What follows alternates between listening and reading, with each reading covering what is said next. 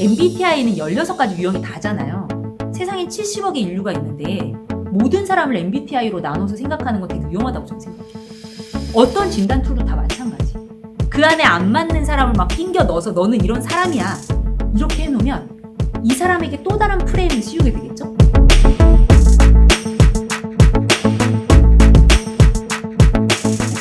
인적자원 개발 분야에서 한 15년 가까이 이제 컨설턴트로 일을 하면서 굉장히 많은 또 이렇게 사람을 구분하는 진단 툴이나 어떻게 하면 또 사람을 개발시키는지에 대한 그런 많은 것들을 이렇게 제가 공부하기도 하고 강의하기도 했는데 사실은 MBTI가 요즘 유행이라고 해서 저는 되게 깜짝 놀랐어요.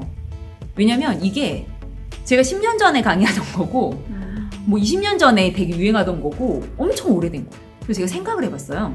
왜 사람들이 요즘 MBTI에 관심이 많을까? 10년 전에 제가 이거를 학교나 관공서나 기업에서 강의를 할 때에도 이렇게 대중적으로 많은 사람들이 알고자 하는 마음이 별로 없었던 건데 왜 갑자기 2020년대 언택트 시대 그리고 코로나 이후의 시대가 완전히 달라질 거라고 하는 이 시대에 왜 갑자기 MBTI에 사람들이 열광할까?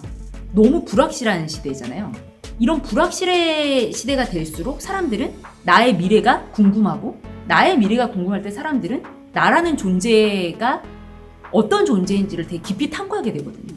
내가 누군지 어떻게 살아야 되는지 앞으로 어떤 일이 펼쳐질지 아무것도 모르겠어. 근데 계속 집에 있어야 돼. 학교 못 나가. 누구랑 얘기할 상대도 없어. 그럼 난 이제 앞으로 어떻게 살아야 되지? 생각을 하다 보면 이런 아주 작은 엄청 오래된 진단을 하면서도 막 너무 기뻐하는 거야. 지금 여러분 시대에 이걸 가지고 열광한다는 것 자체가 뭔가 지푸라기라도 잡고 내가 어떤 사람인지 알고자 하는 그 갈망이 있는 세대? 특히 20대들이 되게 좋아하는 것 같아요. 그래서 이 MBTI가 무엇인지 이제 20대들이 찾고 있는 그게 무엇인지를 같이 찾아보면 참 좋겠다라는 생각을 하게 됐어요. 그래서 MBTI는 여러 가지 유형이 있지만 4가지 축으로 구분이 됩니다. 첫 번째 유형은 에너지를 쓰는 방식입니다. 여러분이 E냐 I냐, 외향성이냐 내향성이냐. 우리 E들은 일단 말을 시작해요. 굉장히 표현력이 있어요, 이 친구들은. 그런데 이 우리 I형의 우리 또 인트로버티드, 우리 내향성의 친구들은요, 말을 하기 전에는 저 친구의 감정이 어떤지, 무슨 말 하고 싶은지 모르는 경우들이 되게 많아요. 본인들이 생각을 다 끝낸 것을 입 밖으로 꺼내는 스타일들이거든요. 이 사람들과의 관계 속에서 에너지를 얻는 E는요, 일단 사람들 사이에서의 관계 속에서 자기를 인식하는 경우가 많고요.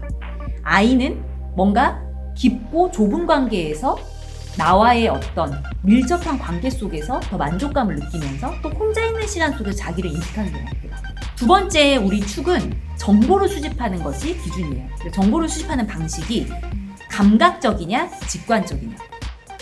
일에 정해진 원칙과 매뉴얼이 있을 때 그것을 대부분 따르면서 나는 행동하는 편이다. 그럼 S에 가깝고요. 눈앞에 보이는 절차나 원칙이나 매뉴얼이 있지만 그렇지만 이런 게 뭐 필요해. 딱 촉이 왔어. 이게 N하고 가까운 거예요. 뭔가 어떤 디렉션이나 절차를 약간 무시하고 직관을 활용해서 바로 결론을 내리는 것에 가까운 친구들은 N. 눈에 보이고 들리고 지금 내가 경험하고 있는 실제에 기반해서 판단을 한다. 그럼 S예요. S는 절차를 굉장히 밟는데 단계별로 제시하고 설명도 단계적으로 해요. 아주 차근차근 설명을 하죠. 듣다가 이제 지치는 경우가 많아요. 그런데 전체 그림을 설명하는 이론, 그리고 창의적인 것, 눈에 보이지 않는 것을 잘 설명하고, 그리고 현재가 아닌 미래 시제에 강한 스타일들이 N입니다. 감각적이고. T랑 F는 되게 쉬워요. 이게 디시전 메이킹 할 때, 의사결정을 할 때 무엇을 기준으로 하느냐예요. 업무 중심적이냐 사람 중심적이냐, 일을 해결해야 되는 문제 중심적이냐, 이 사람의 상황에 맞추어 주느냐, 뭐 이렇게도 표현할 수 있을 것 같아요. T들은 되게 명확해요. 자기가 왜 그런 주장을 하는지가. F는 왜 그렇게 생각하면 느낌이 왔어 라고 이야기를 해요. 그러면서 자기만의 확신에 치우치는 경향이 F는 있어요. 저는 이제 극단적인 것을 설명을 해주는 거예요.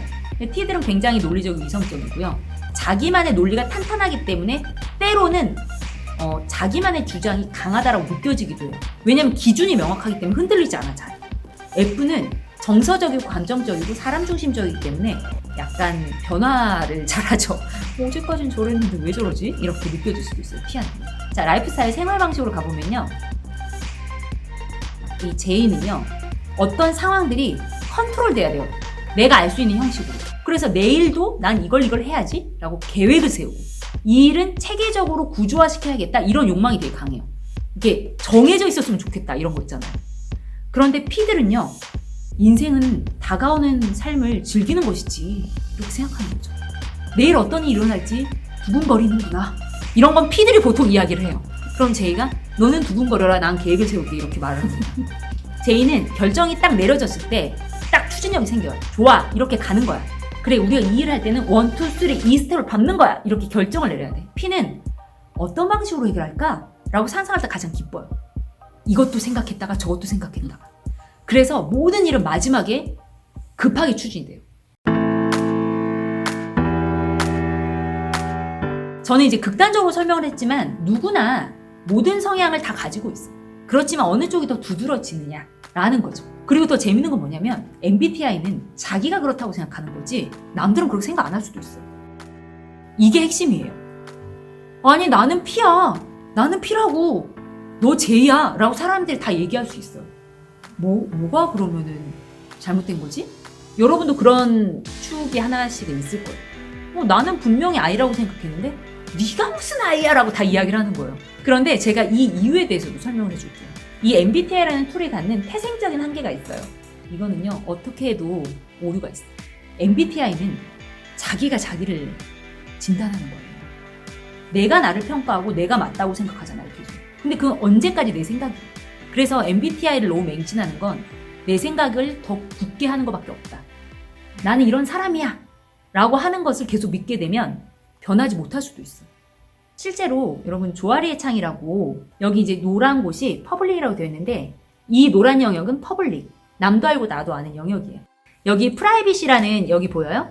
여기는 남들은 모르지만 나는 알고 있어요. MBTI는 여기를 진단하는 거예요. 그런데 여러분 이 블라인드 보여요? 느낌 좀 오기 시작하죠?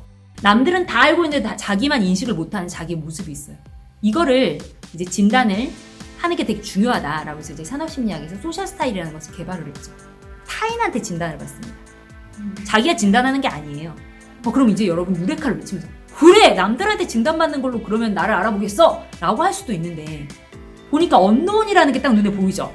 저 영역이 우리에게 미지의 세계란 말이에요. 나도 남도 모르는, 내가 모르고 있다는 것을 모르는 영역, 알 수 없는 나의 깊은 내면, 내 마음속 세계, 이런 것들은 진단해서 알 수 있는 게 아니에요. 우리는 진단에 의존해서 나를 평가하기도 하고 발전하려고 노력을 하기도 하겠죠. 그렇지만 여러분, 눈에 보이는 그런 것들로 평가되지 않는 나만의 세상이 있어요. 내 마음속에. 나도 모르고 남도 모르는. 이런 것을 어떻게 내가 알 수 있을까? 나라는 존재는 MBTI나 디스크나 소셜 스타일이나 그 어떤 툴로도 정확히 알 수 없는 그런 존재가, 그렇게 쉽게 할 수 있는 존재가 아니에요. 이것을 볼 수 있는 방법은 하나밖에 없어요. 제가 발견한 건 지금까지는. 그게 뭐냐면 이렇게 설명해 줄 수 있을 것 같아요. 여러분 영화를 보면 되게 스릴 넘치는 영화를 봤어요. 막 손에 땀을 쥐고 보게 되죠. 그렇지만 영화 속 주인공이 예를 들어 도망을 가고 있었어요. 영화 속 주인공은 그 도망가는 걸 멈출 수 있나요? 자기가 스스로? 영화 스토리가 계속 도망가야 되는 스토리면 자기는 그 속에서 도망가면서 왜 도망가야 되는지 모르고 이 상황이 어떻게 펼쳐질지 모르고 계속 달려야겠죠. 그런데 영화를 보는 사람은 영화 속 주인공처럼 그 속에 있지 않기 때문에 TV를 끄거나 동영상을 꺼버리면 돼요.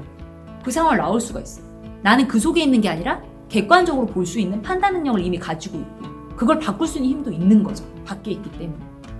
그런데 자기라는 사람이 영화 주인공이 영화 속에서 자기가 어떤 인생을 살지 알 수 없듯이 나라는 사람도 나라는 존재를 아주 객관적으로 보지 않는다면 결코 제대로 볼 수는 없을 거예요. 내가 처해 있는 상황도 자기 중심적으로 자꾸 보게 되고 다른 사람이 말해주는 것도 굉장히 단편적이고 나라는 사람이 나를 정말 정확히 보려면 내 중심적으로 생각해서는 절대 알 수가 없더라는 거죠. 내 삶에 깊이 들어가서 내가 그 속의 주인공이 돼서 내일 하루가 어떻게 펼쳐질지 모르는 그런 마음으로 내 삶을 바꾸긴 되게 힘들더라고요. 그런데 이 명상이라는 방법이 너무나 신기한 것은 내 중심적인 세상과 내 중심적인 나를 이렇게 떨어져서 객관적으로 보게 해주는 방법이 있기 때문에 자기를 정확하게 볼 수가 있는 거죠. 가장 쉽고 간단한 또 이 명상이라는 방법을 통해서 정말로 내가 어떤 사람인지를 내 안에서 나를 보는 것이 아니라 정말로 객관적으로 나라는 존재에서 탁 떨어져서 나를 볼 수 있게 해주는 방법을 통했을 때 자기를 가장 정확하게 볼 수 있다라는 거. 정말로 쉬운 방법이 있다라는 것을 꼭 말해주고 싶었어요. 명상하는 방법이라는 것이 있으니까. 그런 시간을 각자가 빨리 가질 수 있었으면 좋겠어요.